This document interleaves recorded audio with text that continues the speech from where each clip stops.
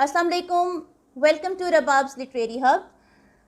मोहतरम अहबाब, माहनामा तख्लीक जिसकी बुनियाद मारूफ शायर, सहाफ़ी, अदीब, मुदीर, कालम निगार और मुहक्किक जनाब अज़हर जावेद साहब ने 1969 में रखी, वो अपनी इशाअत के 54 ईयर्स कंप्लीट कर चुका है।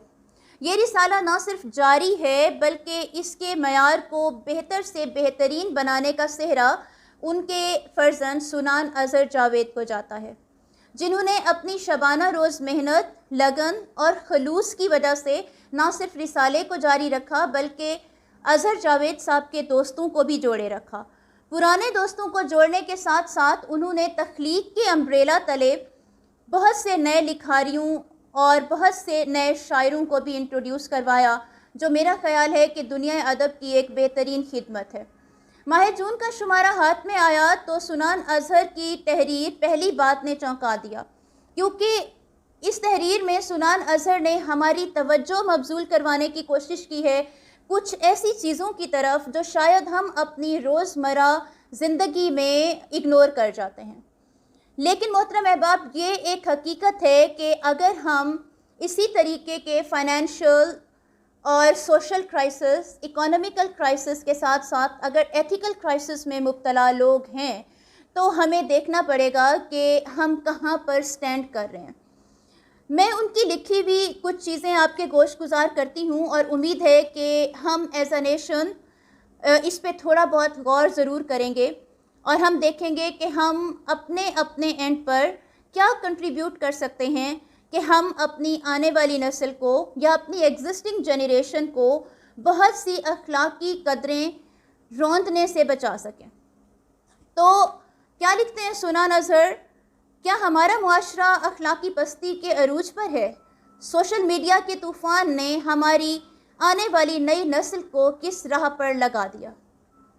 TikTok, Instagram, WhatsApp, YouTube, Facebook और जाने ऐसी कितनी ऐप्स पर शोहरत के नशे और दौलत के हसूल की दौड़ लगी है। रेटिंग लेने की कोशिश में लिबास को मुख्तसर करने की जंग नई नस्ल अलग ही अंदाज से लड़ रही है और इनको रेटिंग मिलती भी है, शोहरत और दौलत भी। मेरा दिल ये पुकारे आजा गर्ल ने सिर्फ एक गाने पर ठुमके लगाकर ना सिर्फ शोहरत हासिल की बल्कि वीडियो के वायरल होते ही इश्तहारात देने वाली कंपनियों ने रातों रात उसे दौलतमंद भी बना दिया। 3 दिन में 2 करोड़ रुपया कमा लिया। इसी तरह हरीम शाह की नंगी वीडियो, पार्टी हो राया गर्ल जैसी बेशुमार बेमकसद वीडियो वायरल होने की बुलंदी को छू चुकी हैं। इनके मिलियन फॉलोवर्स हैं जो इनकी हौसला अफजाई करते हैं। अफसोस की बात यह है कि इनकी ऐसी हरकतें टॉप ट्रेंड बन जाती हैं। हम किस नंगी नस्ल को परवान दे रहे हैं? हमारा मीडिया भी सिर्फ टीपीआर के चक्कर में इन किरदारों को बार बार हीरो बनाकर पेश करके क्या साबित करना चाहता है? क्या ये चीज़ भी हकीकत के करीब नहीं कि इन टिकटॉकर लड़कियों और लड़कों ने बंद कमरों से निकलकर सरेआम मुजरे शुरू कर दिए हैं? बंद कमरों में यकीनन कुछ पाबंदियां भी थीं और कमाई की भी एक हद मुकर्रर थी, मगर सोशल मीडिया के प्लेटफॉर्म ने इनको ये आसान रास्ता बता दिया कि जितना बेलिबास होते जाएं उतना ही चाहने वाले फॉलोअर्स की तादाद में इजाफा होता जाएगा, उतना ही आरपीएम बनेगा और जितनी व्यूवरशिप होगी उतने ही पैसे मिलते जाएंगे। मगर हम इस कल्चर को ज़्यादा देर फ़रोग नहीं दे सकते, हम इसको आइडियलाइज नहीं कर सकते और ना इस तरह शॉर्ट रास्ते के फॉर्मूले को अपनी आने वाली नस्ल पर फिट कर सकते हैं।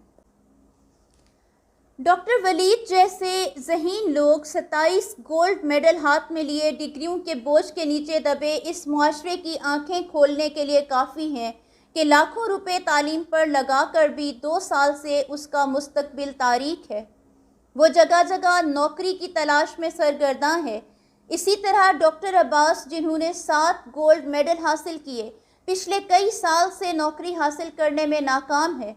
यहाँ सवाल पैदा होता है कि print media, social media, electronic media ने कभी इन लोगों की आवाज़ को टॉप ट्रेंड नहीं बनाया, न कभी मिलियन फॉलोवर्स ने उनके ज़ख्मों पर मरहम रखा, न किसी एंकर ने उनके हक़ में आवाज़ बुलंद की। तो क्या किताबों को आग लगा देनी चाहिए? क्योंकि हम लोग जिस मुआशरे का हिस्सा हैं वो मुआशरा देखना ही ये चाहता है کہ جنت مرزا کا بریک اپ اس کے منگیتر کے ساتھ کب اور کیسے ہوا؟ حریم شاہ اور مولوی قوی مفتی کی نئی ویڈیو کب وائرل ہوگی؟ زویا ہاشمی کا نیا سکینڈل کب سامنے آئے گا؟ یا اپنی اپنی پسند کے اداکار، اداکارہ اور گلوکار کب اور کیسے دن گزارتے ہیں؟ معاشرہ ننگ دھڑنگ ہی دیکھنا چاہتا ہے۔ ہم اب بھی ہوش کے ناخن لینے کی بجائے ذاتی اناد، ذاتی مفادات، ذاتی اختلافات پر ملکی مفادات کو بھی قربان کر دیتے ہیں۔ پاکستان کے مسائل آٹا، پیٹرول، ضروریات زندگی کی اشیاء اور بے روزگاری ہیں۔ پاکستان بدترین معاشی بحران سے گزر رہا ہے، بلکہ دیوالیہ ہونے کے قریب ہے، مگر افسوس یہ سب ٹاپ ٹرینڈ نہیں بن پایا۔ محترم احباب، یہ ہم سب کے لیے لمحہ فکریہ ہے۔ یہ صرف سنان اظہر کے سوچنے کی باتیں نہیں ہیں، یہ پوری قوم کے سوچنے کی باتیں ہیں۔ ہماری نئی نسل کہاں کھڑی ہے؟ اگلے 10-20 سالوں میں ان کا مستقبل کیا ہونے جا رہا ہے؟ ان کی اخلاقی قدریں کس حد تک روندی جا چکی ہیں، یا پھر وہ خود اخلاقیات سے کتنی حد تک گر چکے ہیں؟ یہ تمام تر باتیں ہم سب کے سوچنے کی ہیں، اور تمام قلم کار اور دانشوروں سے بھی ایک گزارش ہے کہ وہ قلم کا سہارا لیں، اس کو ایک ہتھیار کے طور پر استعمال کرتے ہوئے ہماری پستی میں گرتی ہوئی قوم کے لیے کچھ ایسی چیزیں تخلیق کریں، کوئی ایسا لاہے عمل لے کر آئیں جو ہم سب کو بہتری کی طرف لے جا سکے۔ بہت شکریہ، سلامت رہیں۔